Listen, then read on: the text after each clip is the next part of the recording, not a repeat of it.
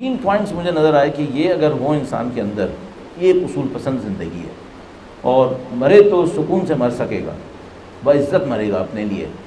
ایک بات یہ بھی عرض کرتا چلوں، ایک دفعہ انسان کہتا ہے باعزت زندگی دوسروں کی نظروں میں، یہ معیار نہیں ہے۔ باعزت زندگی اپنی نظروں میں، سبحان اللہ، سبحان اللہ، یہ معیار ہے۔ مجھے لگا جیسے دو تین اصول ضرور اختیار کرنے پڑیں گے، اور یہ بزرگوں کے کلمات میں، رہبر معظم کی تقاریر میں مسلسل ان کو میں دیکھ رہا ہوں تکرار ہوتی ہیں باتیں۔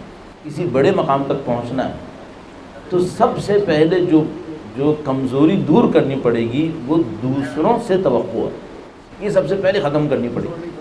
جب تک کوئی انسان انسانوں سے توقع رکھ رہا ہے، یہ کسی بڑے مقام تک نہیں پہنچ پائے۔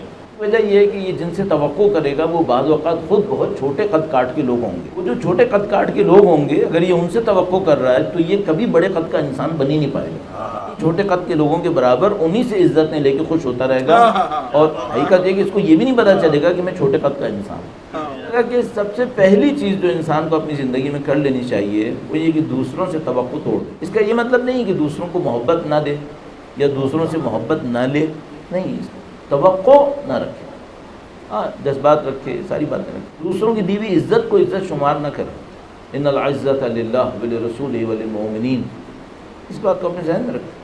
کیوں گھبراتا ہے اگر دوسرے عزت نہیں دیتے؟ لیکن ہم لوگ لوہا فولاد نہیں بن پاتے۔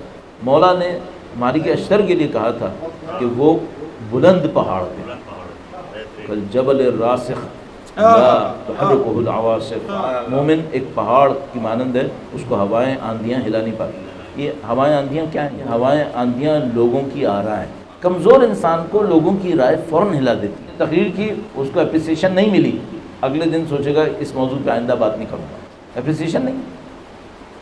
لیکن اگر مضبوط انسان ہو، اسے اس سے کیا غرض ہے کہ اپریسیشن ملی یا نہیں ملی، کسی نے قبول کیا یا نہیں کیا، اصولی کام کرو۔ تو جو مجھے سمجھ میں آیا، سب سے بڑا جو بیریئر انسان کی زندگی میں بڑا بننے میں ہے، اللہ کے نزدیک بڑا بننا، وہ دوسروں کی توقع ہے، دوسروں سے توقع، اس کو توڑ دینا چاہیے۔ جو یہ کام کرتا ہے اسے توحید نصیب ہوتی ہے۔ توحید خود بخود انسان کو بڑا بنا دیتی ہے، شرک انسان کو ذلیل کر دیتا ہے، یہ بات ہے۔ اور یہ جتنے لوگ مشہور ہوتے ہیں ان کے اندر یہ مشکل بہت زیادہ ہوتی ہے، وہ اس بیریئر کو نہیں توڑ پاتے، اس لیے زیادہ تر مشہور لوگ معنوی طور پہ ترقی نہیں کر پاتے۔ اور آپ نے زیادہ تر دیکھا ہوگا کہ جو معنوی طور پہ زیادہ ترقی کرنے والے لوگ ہوتے ہیں وہ گمنام ہوتے ہیں، یا اپنے آپ کو گمنام رکھنا چاہتے ہیں۔ بعض ایسے لوگ جو اپنے آپ کو مکمل گمنام رکھنا چاہتے ہیں، خدا ان کو اچانک ایک شہرت دے دیتا ہے۔ یہ اللہ کا ایک عجیب نظام ہے۔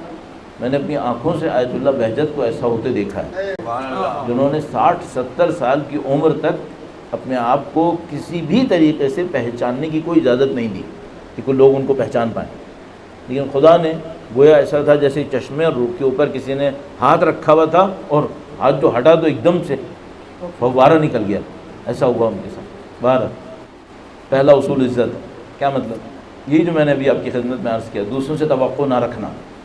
اگر کوئی انسان اپنی زندگی کے اندر عزت کے اصول کے اوپر کاربند ہو جائے، مجھے لگتا ہے خود بخود بہت سارے مسائل اس کے لیے حل ہوتے ہیں۔ عزت ہم کسے کہیں گے؟ عزت یہ ہے کہ میں کسی غیر اصولی چیز پر کسی سے التماس کیوں کروں، کسی سے درخواست کیوں کروں، کسی سے توقع کیوں رکھوں؟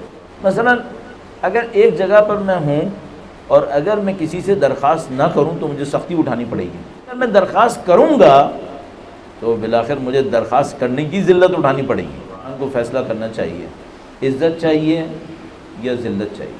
میں آئی کہ اگر کسی کو بڑا بننا ہے تو اس کو عزت مند ہونا پڑے گا، اس کو عزت کی زندگی گزارنی چاہیے، گھر سے تھوڑی سختی اٹھانی پڑ جائے، عزت مند بننا چاہیے، اپنے آپ کو بار بار نہیں گرانا چاہیے۔ تو یہ میں نے کہہ دیا اور لگا کہ آسان ہے، یہ بہت سخت کام۔ کہانی مجھے یاد آ گئی، ایک آدمی تھا، وہ بہت عزت مند تھا، اور وہ اتنا عزت مند تھا کہ خود تو نہیں مانگتا تھا، یہ تو گیا، اگر کوئی کچھ مانگتا تھا تو دیے بغیر چھوڑتا نہیں تھا۔ وہ جو عزت مند انسان تھا وہ نابینا تھا، وہ کہیں سے جا رہا تھا، ایک غلام اس کے ساتھ تھا، اس نے غلام کے کندھے پہ ہاتھ رکھا ہوا تھا، غلام کے کندھے پہ ہاتھ رکھا ہوا تھا۔ سامنے سے ایک بندہ آیا جو نہیں پہچانتا تھا کہ اب یہ کس پوزیشن میں، اس کو پتا ہے ایک زمانے بہت دولت مند تھا، تو وہ اس سے کہتا ہے کہ میری ایک ضرورت ہے، مجھے اتنے پیسے کی ضرورت ہے، کیا دے سکتے ہو؟ تو اس نے غلام کے کندھے پہ سے ہاتھ اٹھایا اور اس کا کہا کہ اس کو لے جاؤ بیچ دو، اتنا پیسہ مل جائے گا۔ تو وہ خوش ہوا، اس غلام کو لے جانے لگا تو غلام نے اس بندے سے کہا جس نے مانگا تھا، کہنے لگا اس پہ رحم کرو۔ اس نے کہا کیوں؟ کہنے لگا اس نے ساری زندگی اتنا دے دیا ہے کہ اب اس کی آخری ملکیت میں ہی ہوں اور میری کندھے پہ ہاتھ رکھ کے یہ چلتا ہے، یہ بھی تو اب اگر میں بھی کہیں اور چلا گیا یہ کہاں جائے گا؟ تو وہ جو مانگنے والا تھا وہ شرمندہ ہوا اور اس نے اس سے معافی مانگی اور اس سے کہا کہ مجھے نہیں پتا تھا کہ تم اس مشکل میں ہو، میں نے غلطی سے مانگ لیا۔ تو اس نے کہا کہ دیکھو دوست، اب تم مانگ چکے ہو، اب میرے پاس دو راستے ہیں، یا میں تمہیں دوں گا یا اس کو اللہ کی راہ میں آزاد کروں گا، چونکہ میں مانگی ہوئی چیز اپنے پاس نہیں رکھتا، بہتر ہے تم لے جاؤ۔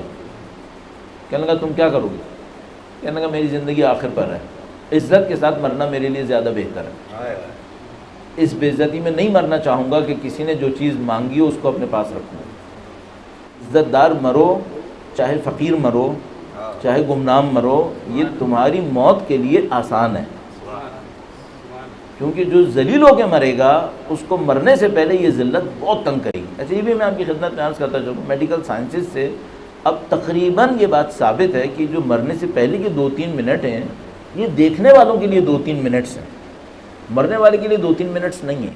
ان 2-3 منٹس کے اندر، اور جو ظاہر تھوڑا سا ایکسٹینڈ بھی ہو سکتے ہیں، اتنی عجیب انسان کے برین میں ایکٹیویٹی ہو رہی ہوتی ہے جو شاید سالوں کے برابر ہوتی ہے۔ تو شاید یہ جو مرنے کا عمل ہے، احتضار، جو ہمارے لیے بعض اوقات 3 منٹ 5 منٹ ممکن ہے 15-20 منٹ کا ہو، یہ شاید مرنے والے کے لیے 50-60 سال ہوگا۔ اگر انہوں نے مرتے وقت عزت سے مر لے تو آپ یہ نہیں سوچے گا معاملہ 3 منٹ کا ہے، چلو 3 منٹ بے عزتی سے مر لیں گے، نہیں، یہ بہت لمبا معاملہ ہے۔ اچھا چلو وہ گزار بھی لیا، برزخ کا کیا کریں گے؟ لاکھوں سال کی برزخ ہو سکتی ہے بے عزتی کے عالم میں۔ بس پہلی چیز عزت ہے، یہ بات سمجھ میں آ رہی ہے۔ دوسری بات کیا ہے؟ دوسری بات ہے حکمت۔ حکمت کسے کہیں گے؟ حکمت یہ کہیں گے کہ آپ کوئی بھی کام کر رہے ہوں، آپ کے پاس کوئی ریزن ہونا چاہیے، کوئی وجہ ہونی چاہیے کیوں کر رہا ہوں۔ مثلا میں ایک جگہ بیٹھا ہوں، 1 گھنٹہ میں نے وقت ضائع کر لیا، فرض کر لیتے ہیں، چلو وقت ضائع کر لیا، اتنا تو ریئلائز کر لو کہ وقت ضائع کر لیا ہے۔ حکمت ہونی چاہیے آپ کے پاس۔ کوئی کام کر رہے ہیں، کیوں کر رہے ہیں؟ مثلا آپ ایک کام کر رہے ہیں جس میں کوئی فائدہ زیادہ نہیں ہے، چلو ٹھیک ہے آپ نے کر لیا نا، ریئلائز کرو کہ میں نے آج 1 گھنٹہ ایسا گزارا ہے جس میں فائدہ نہیں ہے۔ یہ کس سے بہتر ہے؟ اس سے بہتر ہے جو وقت گزارے گا جس میں فائدہ نہیں ہوگا اور وہ اپنے آپ کو کیا سمجھاتا رہے گا کہ میں نے بہت صحیح کیا۔ نہیں، تم معصوم نہیں ہو، غلطیاں کرو گے، کم سے کم تم معصوم نہیں ہو، غلطیاں کرو، غلطیاں مان تو لو، اس کو تو مانو کم از کم۔ اتنی حکمت ہونی چاہیے کہ اپنی غلطی کو تو تسلیم کرو کہ بھائی اس کام کو میں نے جو کیا اس کی کوئی بنیاد نہیں تھی، ختم۔ اس سے فائدہ کیا ہوگا؟ کچھ تو کام کر لو گے جس کی کوئی بنیاد ہوگی، پھر کچھ تو کر لو گے۔ مثلا کل میں نے 3 گھنٹے ایسے گزارے جس کا کوئی فائدہ نہیں تھا، اس کا مطلب یہ ہے کہ یہ بہت اچھی فگر ہے، اس کا مطلب ہے 20-21 گھنٹے وہ گزارے جن کا کوئی فائدہ تھا۔ تو ایک آدمی نے مجھ سے کہا مولانا میں 4 گھنٹے سوؤں یا 6 گھنٹے سوؤں؟ میں نے کہا 7 سو اور باقی کو اچھا کر لو۔ تم اس کو حساب کر رہے ہو کہ 2 گھنٹے کم سوؤں یا 1 گھنٹے زیادہ سوؤں، 1 گھنٹہ اور سو لو، 6 نہیں سو 7 گھنٹے سو لو، لیکن یہ بتاؤ 7 گھنٹے کے بعد جو باقی وقت تھا اس کا کیا کیا تھا؟ اسے کاؤنٹ کرو، وہ زیادہ ہے۔ سب سے امپورٹنٹ یہ، ٹھیک ہے 2 گھنٹے ضائع کی کوئی بات نہیں، یہ بتاؤ باقی کا کیا کیا؟ تو آپ اور میں ہمیشہ ہی تو میں نے دن اور گھنٹے کا اب اپنی زندگی لگا، 70 سال ہو گیا، 60 سال ہو گیا، 50 سال 40 سال، کیا کیا زندگی؟ وہ کون سی چیز ہے جو کہا جائے کہ یہ میری زندگی کی کمائی ہے تو آپ کو فخر ہوگا؟ کہاں ہے وہ؟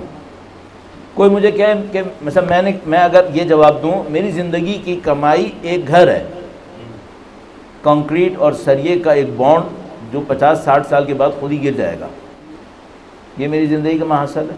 میں تھوڑا سا ایک سخت مثال اور دے دوں، ممکن ہے کوئی کہے میری زندگی کی مثال میری 5 اولادیں ہیں، محاصل 5 اولادیں ہیں، ٹھیک ہے۔ ایت اللہ جوادی عاملی تو وہ کہنے کہ بعض گھر فیملیز کہنے کہ وہ گھر نہیں ہوتے، وہ فیملی کا قبرستان ہوتا ہے، کیونکہ اس میں زندہ زندگی نہیں گزار رہے ہوتے، مردہ ہوتے ہیں جو چل رہے ہوتے ہیں۔ کیوں کہہ رہے ہیں مردہ؟ کیونکہ اگر شہید قطعاً زندہ ہے تو جو انسان معنوی ترقی نہیں کر رہا وہ قطعاً مردہ ہے، تو اس کا مطلب ہے بعض گھر قبرستان ہے کیونکہ ان میں کوئی معنوی ترقی نہیں کر رہا ہے۔ 5 فزیکل باڈیز جو معنوی اعتبار سے قبرستان ہے، یہ کون سا فخر ہے؟ فزیکل باڈیز لاؤ جو معنوی اعتبار سے شہید ہوں، ہاں یہ فخر ہے۔ زندہ ہوں یا مردہ ہوں؟ معنوی طور پہ زندہ ہوں، یہ بتاؤ وہ کون ہے؟ یہ دوسری بات ہو گئی حکمت۔ تیسری بات کیا ہے؟ تیسری بات ہے استقامت۔ کوئی کام جلدی نصیب نہیں ہوگا، استقامت دکھانی پڑے گی۔ بس پہلی بات عزت، دوسری بات حکمت، اور تیسری بات صبر و استقامت۔ اگر کسی کے اندر یہ 3 اصول ہیں، مجھے لگتا ہے یہ آدمی مرنے سے پہلے سبسٹینشل اچیومنٹ کے بعد مرے گا۔ یہ اس کے ہاتھ میں کچھ ہوگا مرنے کے وقت، اس کو سکون دے گا کہ میں اچھی موت مرا ہوں، بری موت نہیں مرا۔ اور مجھے یقین ہے تقریباً کہ اگر کوئی شخص اپنی زندگی میں عزت کی زندگی گزارے، خدا اس کو ذلت کی موت نہیں دے گا۔ اللہم اجعل محیایا محیا محمد و آل محمد و مماتی ممات محمد آل محمد۔ یہ اصول ہے، جو حیات پہلے ہے اور ممات بعد میں ہے، شاید اس وجہ سے ہے کہ ممات محمد و آل محمد ملنی ہی اس کو ہے جس نے حیات محمد و آل محمد اختیار کی، ورنہ وہ موت بھی حاصل نہیں کر پائے گا۔